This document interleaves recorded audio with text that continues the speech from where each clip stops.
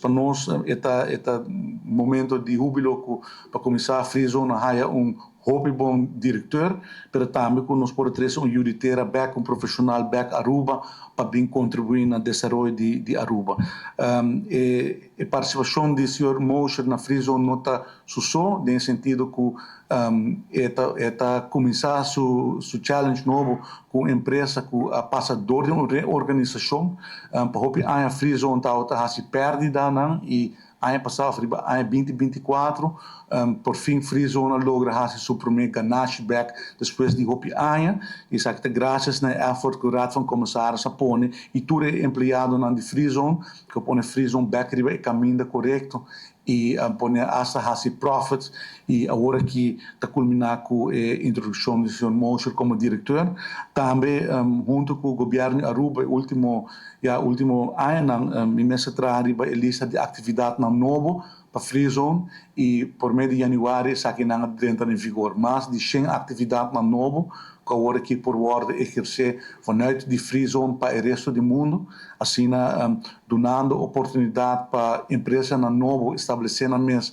de Free Zone e nos trazer ativamente a diversificação de nossa economia.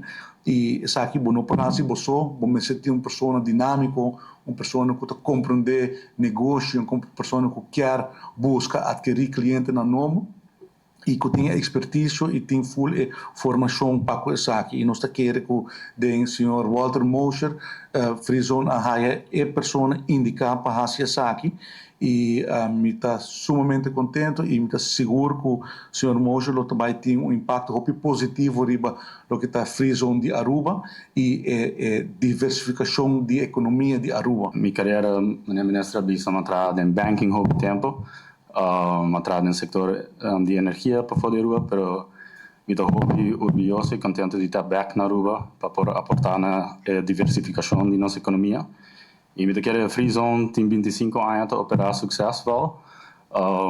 E ainda nossa empresa não está dentro Free Zone está ativa e está funcionando, para o a lista nova de atividades não está brinda oportunidade para nós seguir diversificar nossa economia.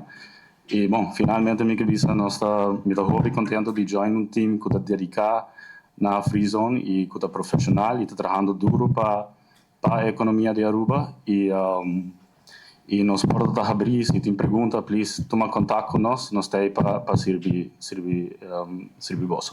Mas, danke.